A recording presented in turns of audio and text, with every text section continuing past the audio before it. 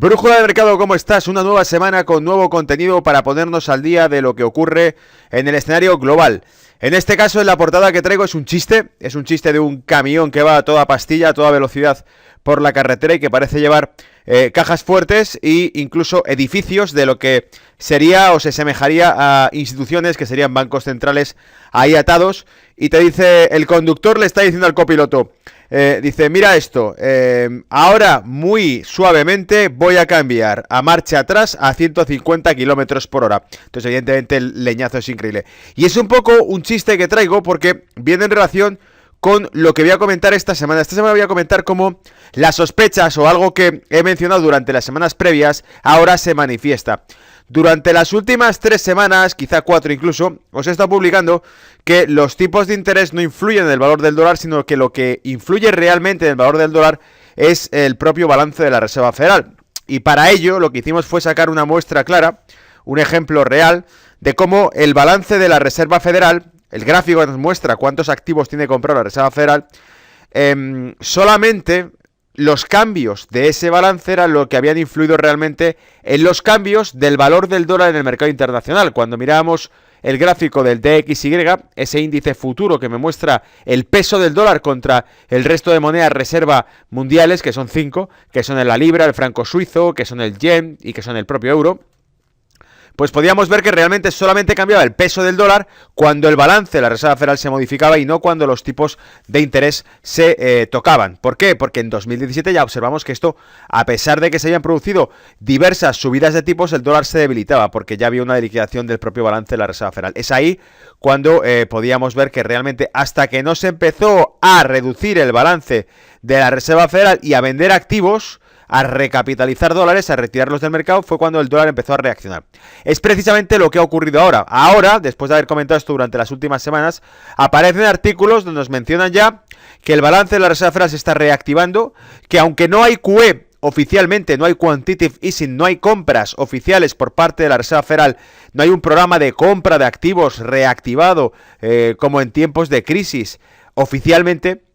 Sí sabemos que en la práctica, aunque no sea oficial, la Reserva Federal ha iniciado compras para reactivar la liquidez en los mercados de interbancarios por el repunte que ha habido de tasa de interés en los repos, ¿vale? Y esto, a pesar de que ya hice una breve introducción al tema y que comenté semanas anteriores, ahora vamos a verlo con más detalle porque ahora van a ser más blogs financieros norteamericanos los que van a mencionar el tema. Por tanto, es una buena noticia porque nos hemos anticipado en un canal de habla hispana a temas que realmente ahora confirman otros blogs financieros, ¿vale? Y es por puro instinto realmente, por puro instinto y por ser 100% escépticos en lo que se refiere a qué ocurre en el mundo, en el escenario global, ¿vale?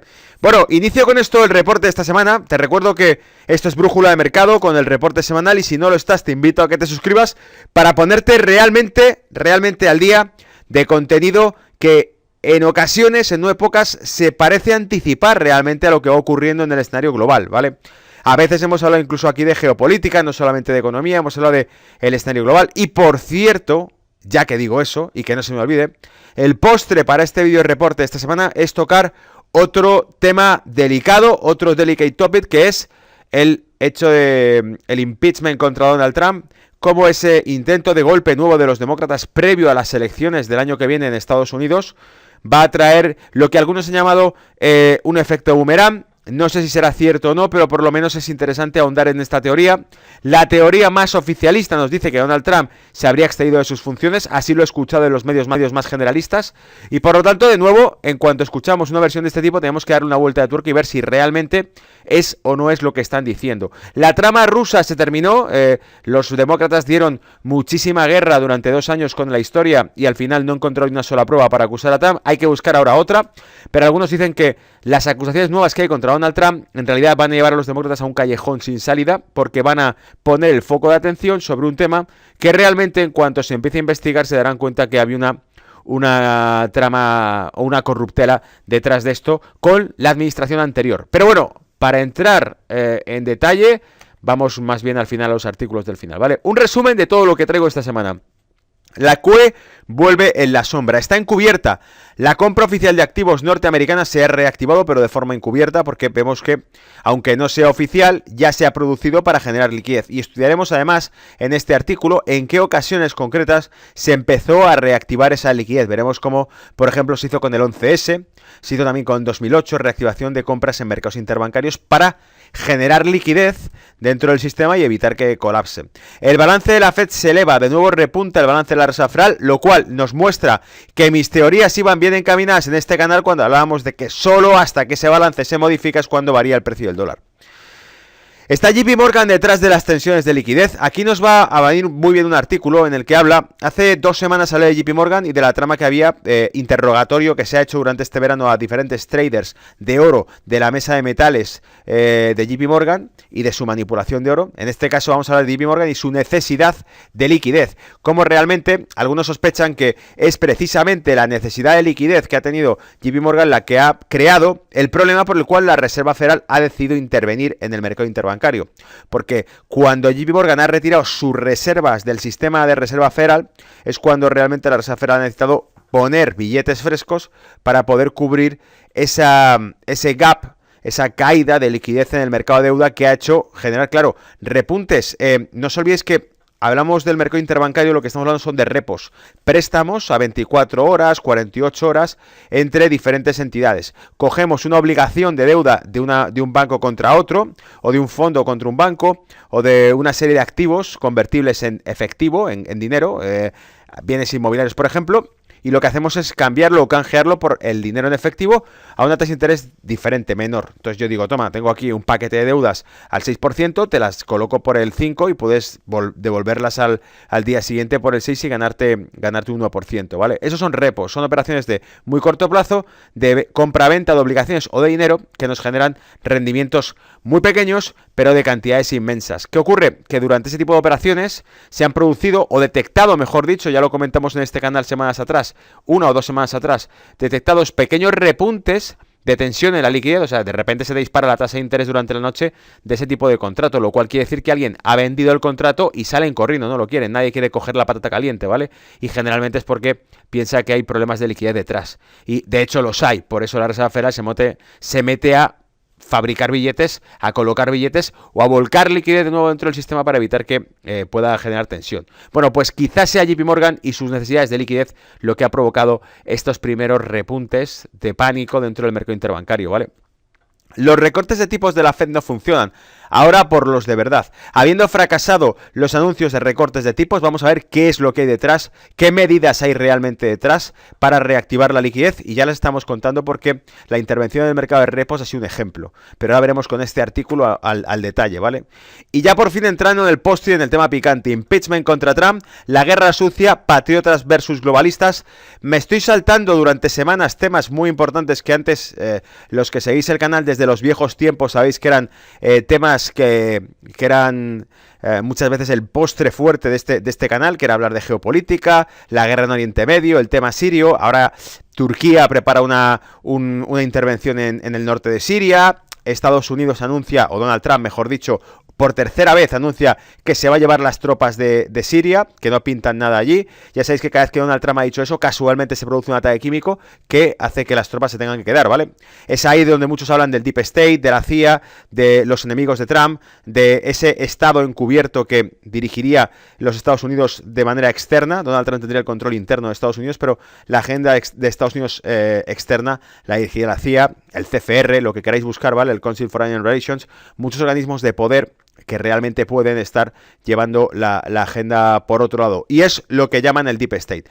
Una cosa que tampoco hemos comentado y que hace, por ejemplo, el año pasado comenté el discurso de Trump en la ONU. Esta vez no lo hemos comentado, pero fue un discurso también muy significativo. Decía que el futuro era de los patriotas y no de los globalistas. El año anterior o 2 años atrás, no sé si fue 2016, 2017 o 2018, lo que dijo fue que los estados soberanos eran los que tenían derecho, o sea, que nadie tenía derecho a intervenir en un estado soberano. Podemos ver lo que he repetido muchas veces. El globalismo se enfrenta con esta nueva facción, que también lo hemos llamado el fenómeno Trump, la última resistencia de la clase media occidental contra un cambio económico global que seguirá el modelo económico chino al resto de Europa, que ya se está produciendo en Europa. Los recortes, los ajustes económicos, la ampliación de horas de trabajo en Europa es sencillamente fases hacia un nuevo modelo económico en el cual pues eso, la cuota inmigrante aumenta también para generar una mano de obra semiesclava que pueda trabajar en peores condiciones o durante más horas para aumentar la productividad de estos países que deben competir con China. Ese es el modelo económico que ya en su momento advertí. Europa acabará adoptando el modelo económico chino o tiene que reinventarse y generar un modelo económico autosostenible. Y de momento de reinventar parece que lleve poco. Donald Trump es entonces este fenómeno que trata de evitar ese proceso, ¿vale? Trump acusa de traición a los congresistas que le señalan. Y esto no viene de ningún blog conspirativo, que en algunos casos sí he traído información de algunos blogs bastante retorcidos de temas muy interesantes, pero en este caso viene del Business Insider, una página web bastante frecuente sobre mercados, de noticias financieras, y en este caso hablan de este tema. Es decir, temas de este tipo, los cotilleos, las novelas, telenovelas de las tramas conspirativas y políticas de Estados Unidos, la gran novela de la conquista política de Estados Unidos y de América, patriotas contra Deep State o globalistas, está en un diario financiero. O sea que no nos desviamos tanto, ¿vale? Del tema cuando comentamos esto. Bien, bueno, entro ya entonces en materia. Expansión del techo de la deuda. Fijaos, esto lo traigo del blog de Wolf Street, ¿vale? Y dice: los puntos planos en el cuadro a continuación son los resultados de la farsa del techo de deuda en el Congreso. Cuando se levanta el techo de la deuda vuelve a tendencia y nada cambia. Es decir, nos está hablando, y esto lo habréis escuchado ya más de una vez, de cómo año tras año, ha pasado con durante la administración de Bush, durante la administración de Obama, durante la administración de Trump, se llega a un techo fiscal. Es decir, el Estado, con un déficit bastante considerable, lo que hace es que, dado que no puede pagar las deudas, solicita al Congreso aumentar el techo de gasto. En el caso de Trump, como sabemos que no le gusta ni a demócratas ni a republicanos, tuvo que suspender, ¿os acordáis que hizo el año pasado? Suspendió el gobierno, o sea, dejó en suspensión los servicios públicos y invitó a unos deportistas, no me acuerdo, un equipo de baloncesto que fue norteamericano, soy muy malo de esto, ¿vale? Los invitó a la Casa Blanca y les trajo McDonald's y pizzas, ¿vale? Y entonces les dijo que lamentablemente no habían podido tener servicio de cocina en la Casa Blanca porque los servicios públicos estaban suspendidos por falta de financiación, porque el gobierno demócrata no había autorizado el aumento de techo fiscal, ¿vale? Durante el año fiscal 2019 la deuda nacional bruta aumentó en un 5,6% y ahora asciende al 106,5% del PIB actual de los dólares, frente al 105,4% del final del año fiscal de 2018. Esto no es la gran recesión o la crisis financiera, esto ni siquiera es el colapso de todo, sino la expansión más larga de la economía de la historia de los Estados Unidos. Es decir, sencillamente lo que estamos viendo es que dilatan la tolerancia a cuánto endeudamiento puede soportar la administración pública. Van aumentándolo. ¿Por qué? Porque esto es la noria. Yo lo he dicho más de una vez. El juego de la política monetaria se aplica a todos los terrenos, es sencillamente cebar la bomba, seguir metiendo billetes y seguir incrementando la deuda. Por eso veis que es una auténtica noria, ¿vale? Una auténtica montaña rusa, solo que solamente tiene una dirección, la de para arriba, que es el techo fiscal, que se va incrementando hasta alcanzar los 21,97 trillones de dólares. Lo tenemos ahí, ¿vale? En artículos anteriores, semanas anteriores, he traído también algunos datos, como cuando hablábamos de que CNBC había publicado un artículo que decía que la deuda real de Estados Unidos podría ascender al 2000% de su Producto Interior Bruto. ¿Por qué? Porque tenía en cuenta no solamente la deuda pública, sino también deuda privada y el crédito al consumo, ¿vale? Entonces ahí puedes tener la evolución que ha tenido hacia los 22 trillones de dólares, dice, sobre deuda, ¿vale? En los últimos 4 trimestres la economía de los Estados Unidos, medida por el PIB nominal, no ajustado por la inflación, creció un 4%. Es decir, te dice, sin ajustarse. Si se ajustase, sería más correctivo. Te dice en términos nominales. Durante el mismo periodo, la deuda nacional bruta de Estados Unidos creció 5,6%, no ajustada por la inflación. Es decir, crece más rápido la deuda que la propia renta americana. Crece más rápido la deuda que la riqueza o el Producto Interior Bruto de Estados Unidos.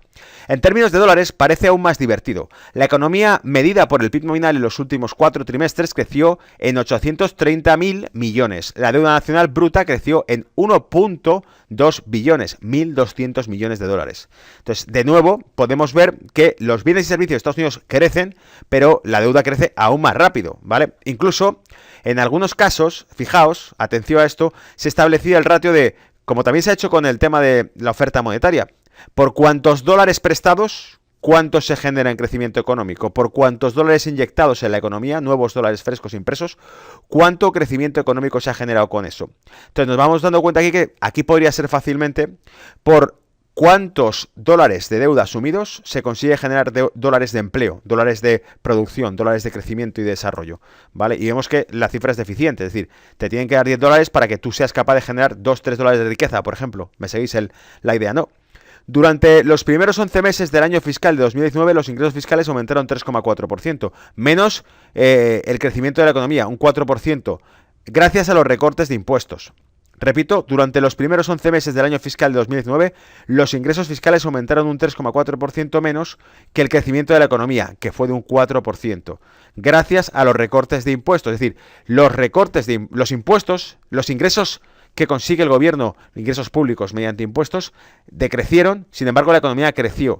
¿Qué ocurre? Que había un recorte de impuestos, que es el que planteó Donald Trump, la reforma fiscal, que en teoría recaudaría menos. No os engañéis, esto lo he comentado más de una vez desde el punto de vista económico, existe una cosa que se llaman políticas económicas anticíclicas, que se basan en reducir los impuestos cuando el ciclo económico requiere estímulo, reduzco los impuestos, y cuando hay un ciclo económico positivo, hay crecimiento económico, lo que hago es aumentar los impuestos para aprovechar que hay negocio y empezar a cobrar más, y así recupero el déficit que he ido asumiendo durante los años previos donde había crisis. ¿Hay crisis? Ingreso menos por impuestos. También existe la teoría en economía de que precisamente cuanto menos ingreso, es decir, cuanto menos cobro por impuestos, más masa, más personas, más empresas, más negocios están pagando impuestos, porque somos más abiertos a pagar impuestos cuando los consideramos impuestos razonables, es decir, impuestos que son, como decirlo de algún modo, tolerables. Decimos, bueno, es que esta tasa impositiva, un IVA del 8% me puede parecer razonable, pero no me parece un razonable un IVA del 24%, por ejemplo, ¿vale? Entonces estamos más abiertos a pagar impuestos cuando son impuestos más razonables que cuando los suben, ¿vale? Desde el año fiscal de 2012, después de que se declaró la gran recesión, una y otra vez hasta el final, hasta el año fiscal 2016, la deuda nacional bruta aumentó en promedio de 497.000 millones por año. El presidente de la Fed, Jerome Powell, sigue diciendo que Estados Unidos está en un camino fiscal insostenible, lo cual está bien y es excelente, pero cada vez que dice esto suena como un fósil que está completamente fuera de contacto con la realidad en el Congreso. Es decir, le miran como un bicho raro al presidente de la Reserva Federal cuando dice que el camino fiscal de Estados Unidos es insostenible, cuando va acumulando una deuda que es insostenible, y cuando lo dice Powell, pues la gente le mira como diciendo, ¿qué dice este loco? No tiene ninguna razón en lo que está comentando. Bueno, pues aquí nos está diciendo que evidentemente algo de razón tiene el señor cuando dice esto, porque es insostenible. Pero a los congresistas les da igual, porque como es al fin y al cabo clase política, lo que dice es, ya lo leímos en palabras de un congresista americano hace semanas, hizo un comentario muy concreto, dijo literalmente que no lo pillaba, la gente no pillaba, que realmente daba igual, porque siempre se podría volver a crear, a incrementar la deuda, el Estado no tiene por qué pagar, ¿no? Y de hecho aprovecho para hacer una reflexión, porque esto más que de presentación o de la información que os traigo viene de la reflexión sobre esa información, ¿vale? Y en este caso una reflexión interesante que podríamos hacer sobre eso es precisamente el hecho de que, primero, el gasto del Estado tiende a autolegitimarse. Si no gastas, que no tiene por qué cobrarte impuestos. Por lo tanto, si te está cobrando impuestos, tiene que tener siempre un gasto que va incrementándose año a año. Y lo segundo... Vale, he perdido el hilo por un segundo de lo que estaba comentando, esa reflexión de cómo se autojustifica el gasto, ¿no? Y cómo realmente no importa la deuda, porque todo forma parte... Ah, sí, ya lo he pillado. Bien, una cosa que os iba a comentar y que de algún modo también te hace reflexionar sobre ese tipo de situaciones, ¿vale? El hecho de que la deuda norteamericana siga creciendo y creciendo y creciendo y creciendo. Hace mucho tiempo escuché un comentario, leí un comentario, no me acuerdo en qué blog lo leí, pero decía alguien así como, Grecia puede cometer un default en la deuda. Y va a ser rescatada y la Troika va a someter una serie de medidas que van a hacer que el Estado griego se modifique por completo. Bueno, pero ¿qué hay de la deuda norteamericana? La deuda norteamericana se cotiza en dólares, se paga en dólares y ellos controlan la liquidez del dólar. Entonces lo que explicaba en este comentario decía, el default de Estados Unidos es histórico y es eterno. Es decir, como ellos emiten su deuda en dólares y emiten constantemente nuevos dólares, de algún modo te están dejando de pagar la deuda porque ellos fabrican los dólares con los que pagan su propia deuda, ¿vale? Entonces, eso es el tema, que el dólar se exporta al resto del mundo. El dólar es una moneda internacional. Entonces, Estados Unidos puede fabricar dólares ad infinitum y la inflación de ese dólar se la come el resto del mundo, que es el que absorbe ese dólar, ¿vale? Porque la energía cotiza en dólares, es el petrodólar, y el fin del petrodólar, como ya hemos dicho en alguna ocasión, el desmantelamiento de ese petrodólar con las medidas que ha ido tomando cautelosamente Donald Trump, ¿vale? Retomando otra vez el hilo, ¿vale? Recogemos carrete aquí y decimos, vale, desde el año fiscal 2012, después de que se declaró la gran recesión, y otra vez hasta el año fiscal 2016, la deuda nacional bruta aumentó en un promedio, esto ya lo hemos leído, el camino insostenible. Powell decía que era insostenible el camino de la deuda norteamericana, es insostenible porque efectivamente no tiene fin, o sea, es como, bueno, vamos a incrementar de nuevo el techo fiscal para poder seguir gastando más, porque al fin y al cabo, ¿qué puede ocurrir? Un default, que no podamos pagar la deuda a los Estados Unidos de América. Somos la primera economía del mundo, si no podemos pagarla nosotros, ¿quién la va a pagar? Y con esto saltamos a la expansión cuantitativa, que tenéis ahora en pantalla, porque nos muestra que la QE se incrementó. Fijaos que ahí está la línea de cuál es la oferta monetaria real en cuanto a dólares, que es el propio balance de la Reserva Federal. Y vemos como a medida que fue decreciendo, que lo tenemos aquí, he sacado un comentario que ponía Peter Schiff, decía, The Fed claims it is not doing... La Reserva Federal asegura que no está haciendo una QE, pero la última semana, su balance se ha expandido en 88,1 billones. Este crecimiento de 176 billones en las 3 últimas semanas, durante el Q3, ha hecho que el balance de la Reserva Federal crezca 85 billones por mes.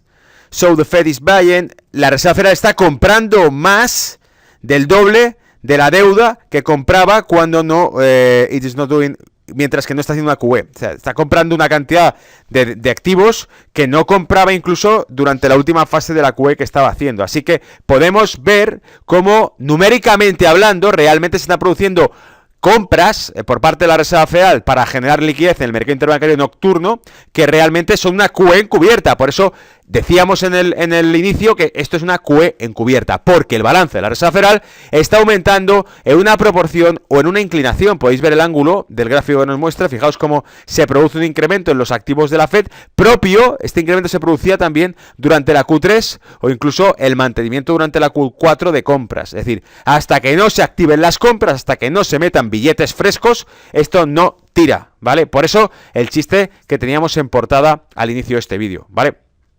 Y sigo, la Fed vuelve a darle a la palanca. Los activos totales en el balance de la Fed aumentaron en 184.000 millones durante el último mes, hasta el 2 de octubre, a 3,95 billones, según el balance de la Fed publicado el jueves por la tarde. La Fed de Nueva York solía llevar a cabo operaciones de repos en forma rutinaria, como su forma estándar de controlar la tasa de interés en el corto plazo. Cuando la tasa a corto plazo se disparó después de los ataques del 11 de septiembre, la Fed respondió con una explosión de repos durante 6 días, momento en el que las tasas de corto plazo se calmaron. Es decir, lo que ha hecho recientemente es lo mismo que hizo tras el 11 de septiembre durante 6 días. Generar microinyecciones de liquidez, porque ya os he dicho, son 24, 48 horas, duran horas, operaciones ellos generan la oferta, la compra, para ese tipo de micropréstamos interbancarios. Bueno, de micro tienen nada porque son miles de millones lo que se mueve, pero que son súper cortos. Entonces ahí ellos empiezan a meter el cazo, la cuchara, la pala, y empiezan a meter compras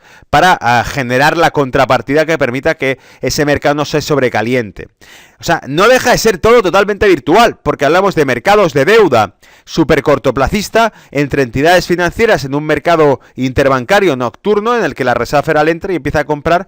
Total, para que no se caiga, ¿no? Oiga, que falta liquidez y se está disparando la tasa de interés de un activo frente a otro en esos préstamos que se hacen, ¿no? Bueno, no pasa nada, que nadie se asuste, porque los bancos, claro, entran en pánico, en shock, hostia, hablando claro, perdón, ¿vale? Dicen, no puedo pagar esto, no tengo suficiente para dar ese rendimiento de interés que me están pidiendo y se está drenando todo, no tengo tampoco a nadie que me lo preste.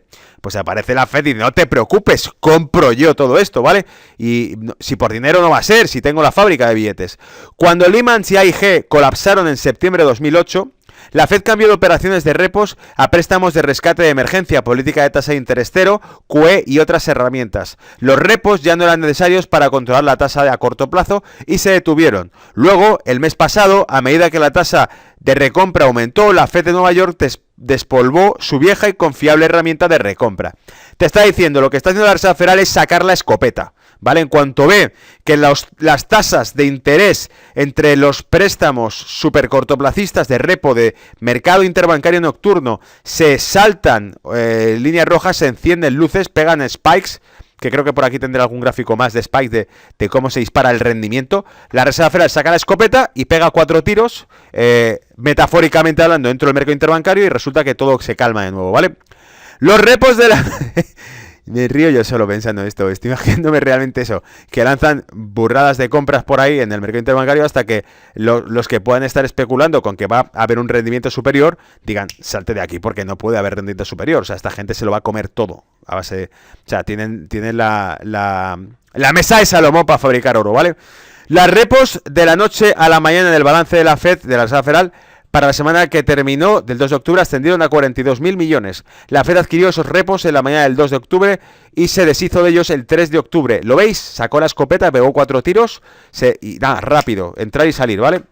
Un golpe de efecto al mercado. Y de nuevo, por supuesto, te marca aquí el Wall Street, te saca esta ilustración del gráfico donde saca que ese pico en el balance de la Reserva Federal repunta, que eso es una Q encubierta, repunta porque aumenta el volumen de activos que tiene la Reserva Federal, pero dice, son repos, está cogiendo repos a mansalva para generar una liquidez. ¿Es una QE? No lo es porque no lo han anunciado, pero en el fondo sabemos que es la misma operación que una QE, que es empezar a comprar activos, ¿vale? The Fed Insurance Rate Cuts didn't work. Now for the emergency cuts. Y aquí Dollar Collapse nos vuelve a hablar de lo mismo. Por eso el reporte de esta semana habla sobre esto, porque todos los blogs que me parecen más o menos honestos norteamericanos están hablando de lo mismo, de cómo van por aquí los tiros. Ahora las acciones están recogiendo el ambiente ansioso. Vea cómo las acciones globales caen por segundo día para comenzar el cuarto trimestre. ¿Qué pasa después?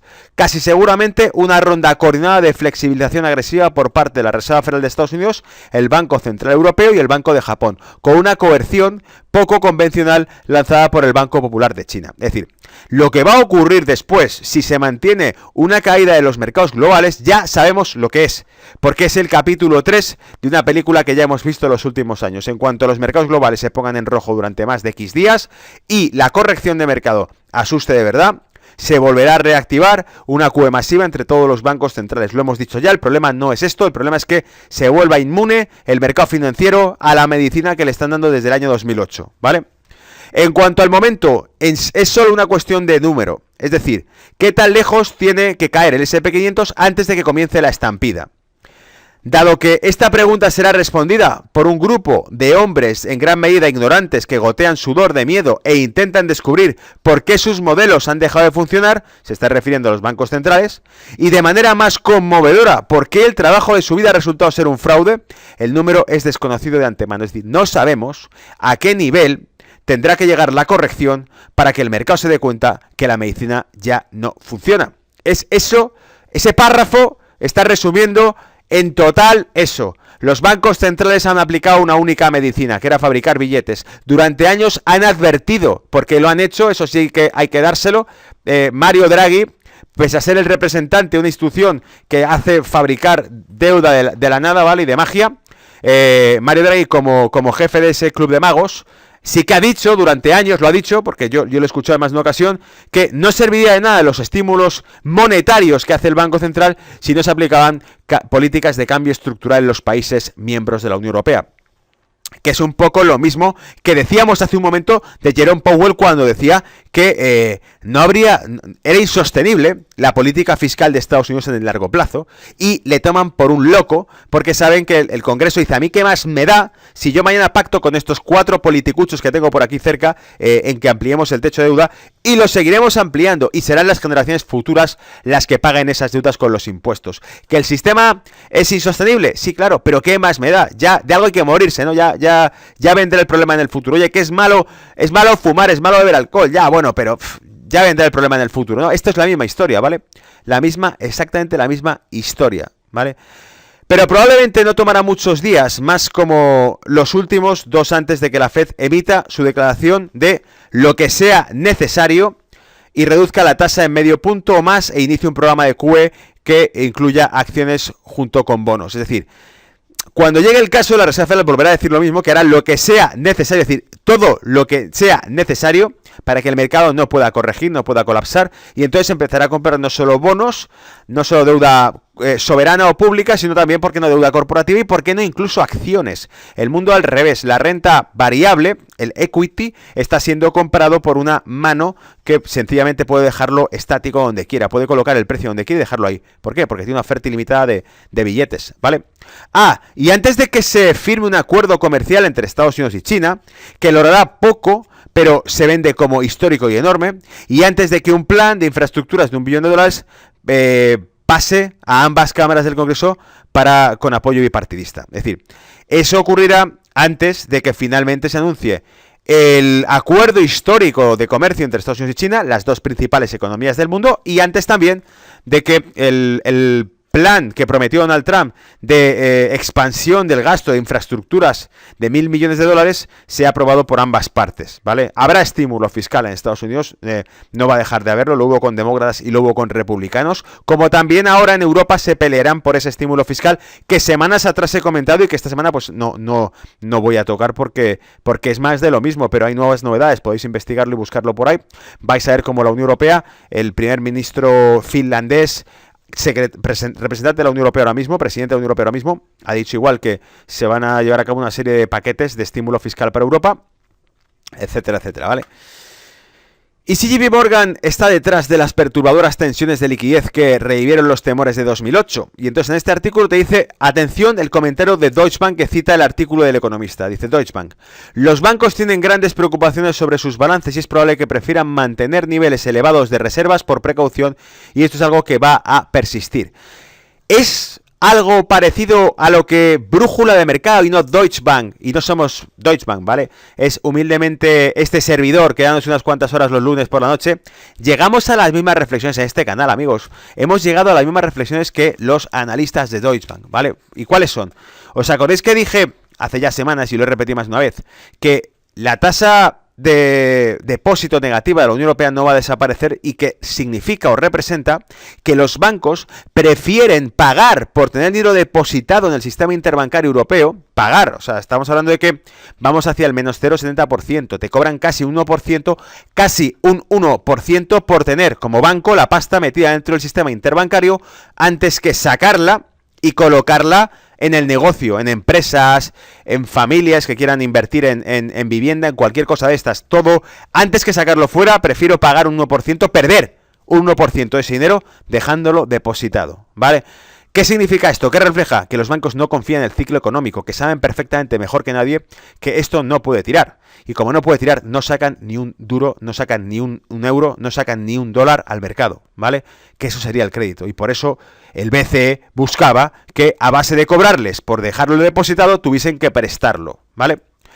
JP Morgan es uno de los bancos más grandes del mundo por el tamaño de su balance. Algunos analistas de otras firmas financieras aseguran que los cambios en su balance, tiene un tamaño de 2,7 billones de dólares, 2 veces el PIB de España, han sido los culpables, en parte del repunte comentado el mes pasado en el mercado de repos de Estados Unidos.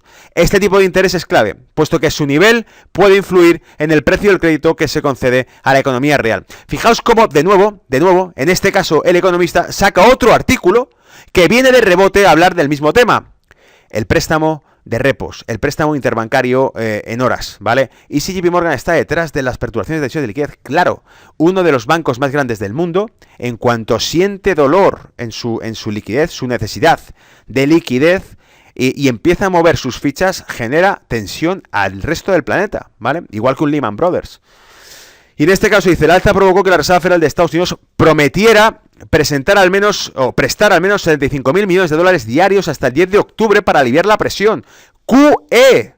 No hay una QE oficial, pero aquí te lo está diciendo. 75.000 millones de dólares diarios es incluso, como decía el autor del Dollar Collapse, es incluso más agresiva que la propia QE, ¿vale? Además, la Fed amplió esa cantidad hasta 100.000 millones tras varios días en los que la demanda superó la liquidez que ofertó la Fed. Es decir, la Fed se quedó incluso corta con su órdago, con su oferta, con poner las cartas sobre la mesa y dijeron, no hay suficiente. Ah, no, pues venga, más fichas, ¿vale? Y dice, sin fuentes fiables de préstamo en el mercado de repos, el sistema financiero corre el riesgo de perder una valiosa fuente de liquidez. Por ejemplo, los fondos de cobertura lo usan para financiar inversiones en valores del Tesoro de Estados Unidos y los bancos recurren a él como una opción para sus necesidades repentinas de efectivo para cliente. Es decir, el mercado de repos viene a representar los colaterales, las garantías que pueden ser los fondos que utilizan bonos americanos, que tienen sencillamente activos que están bien respaldados, son bonos americanos, son un activo de la deuda de la primera economía del mundo, que es sostenible, que tiene crecimiento económico, que no es un país cualquiera, ¿vale? Pues tiene peso, es un activo sólido, ¿vale? Pues ese mismo activo se ve perjudicado. ¿Por qué? Porque ven que ni siquiera con ese tipo de activos consiguen tener suficiente liquidez disponible. Se ve que se queda corto y dice, ahí va, aquí pasa algo raro cuando no me quieren coger en el mercado interbancario como garantía bonos americanos. Igual que los bancos, si de repente tienen necesidades de liquidez, de que un cliente que puede ser otro banco le está pidiendo X fondos, dice, pues no los tengo porque los tengo colocados, así que me hará falta que ir al mercado de repos, cogerlos y dárselos, ¿vale? Y ya pago al día siguiente, mato la deuda que tengo por una tasa de interés diferencial. Así es como funciona realmente. Información oficial a la que he tenido acceso de la agencia Reuters asegura que JP Morgan ha reducido la liquidez que tiene depositada en la Reserva Federal. Una liquidez que pudo haberla usado para incrementar el crédito, por ejemplo. Es decir, es JP Morgan, miembro del sistema de reserva de la Reserva Federal, el que ha sacado sus fondos, ¿vale? Sus activos, su dinero, para poder hacer frente a otro tipo de necesidades. ¿Acaso tiene JP Morgan necesidades de financiación? ¿Vale? JP Morgan podría estar mostrando mayores reticencias a la hora de prestar sus reservas en el interbancario. JP Morgan necesita mantener una parte de liquidez por seguridad, con la intención de atender las demandas repentinas de grandes depositantes y para cumplir con los requisitos legales de reserva en depósitos de en cuentas corrientes, que podría ser también el Basilea III y esos nuevos requisitos de coeficientes de caja que hay, ¿vale? Y con esto paso al postre de esta semana, el impeachment contra Trump, varios comentarios que hacer aquí, ¿vale? Había un artículo del tradingpolitics.com que lo he sacado de una web que alguna vez os he comentado ya, Divulgación Total, y que en este caso decía, de acuerdo con las más recientes encuestas, el pueblo americano al completo no estaría de acuerdo, no apoyaría el impeachment contra Donald Trump. Y entonces te dice, las acusaciones contra Trump serían la punta del iceberg que atraería la atención de los medios a los posibles casos de corrupción perpetrados en Ucrania por la administración anterior. Es decir, aquí está la teoría de algunos blogs, incluso en divulgación podéis encontrar temas de este tipo, en los que hablan, dicen, el hecho de que hayan pillado a Donald Trump una conversación telefónica con el nuevo presidente de Ucrania pidiéndole que investigue a Joe Biden y a los negocios de su hijo en una compañía energética, dice, el error no es que él haya pedido ese favor al presidente de Ucrania, sino que ahora tendrán que investigar por qué le pedía ese favor y qué quería averiguar. Dice, o sea, esto le han llamado los patriotas el boomerang. Dicen, le acusan por una cosa y ven que eso volverá otra vez como un boomerang golpeando a los demócratas, que será que precisamente al poner en el ojo del huracán de los medios este tema, será cuando se empiece a tirar del hilo y se descubra si John Biden podría tener una trama de corruptelas con el gobierno de Ucrania anterior, en la que su hijo se habría visto beneficiado de una compañía energética en Ucrania que habría recibido además crédito de Estados Unidos aprobado por el Congreso. Es decir, dinero público americano que llegaría hasta una empresa en la que estaría el hijo de John Biden, ¿vale?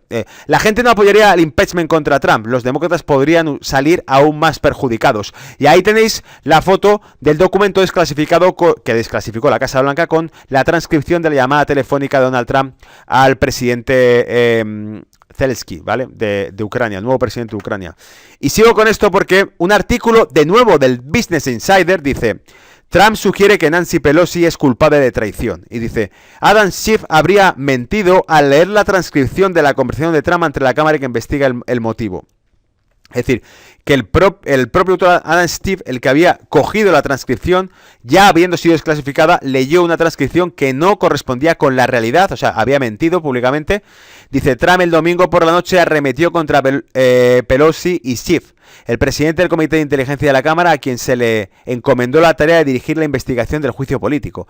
Nancy Pelosi sabía de todas las mentiras de Adam Schiff, y los fraudes masivos perpetrados contra el Congreso y el pueblo estadounidense, escribió Donald Trump. Esto hace que Nancy, nerviosa, sea tan culpable como Lead Adam Schiff por delitos graves y delitos menores, e incluso por traición. Supongo que eso significa que ellos, junto con todos aquellos que se coludieron malvadamente con ellos, deben ser acusados inmediatamente. Trump niega haber dicho algo inapropiado durante la llamada telefónica con Zelensky. y sugirió en una reunión a puerta cerrada el mes pasado que el denunciante era casi un espía. Trump también acusó a Schiff de cometer traición en una tormenta de tweets la semana pasada y exigió reunirse con su acusador, cuya identidad se mantiene en secreto según las leyes denunciantes. Schiff dijo el mes pasado que el denunciante habría aceptado testificar ante el Congreso y que el testimonio se esperaba muy pronto una vez se implementaran medidas de seguridad para proteger la identidad de la persona. Es decir, esta trama es una auténtica novela y lo que nos viene a enseñar es que los demócratas se enfrentan contra los republicanos y que hay una guerra sucia, como ya hemos dicho alguna vez, que nos habla de espionaje, de corruptelas y de tramas secretas a nivel internacional, pero todas ellas con un punto en común, que es el corazón de los Estados Unidos de América y la administración de Donald Trump como objetivo de ataques de un grupo de políticos desde ahí y por supuesto con una personalidad excéntrica como la de Donald Trump a la defensa y acusando a gente de traición. Traición es un delito, además un crimen penado con pena de muerte en Estados Unidos también, o sea que fijaos que no hablan de cualquier cosa. ¿Vale? Bueno, eso es todo para esta semana. Temas controvertidos, pero también temas de mercado. Y espero que os haya gustado. Y nos vemos la siguiente. Cuidaos. Chao.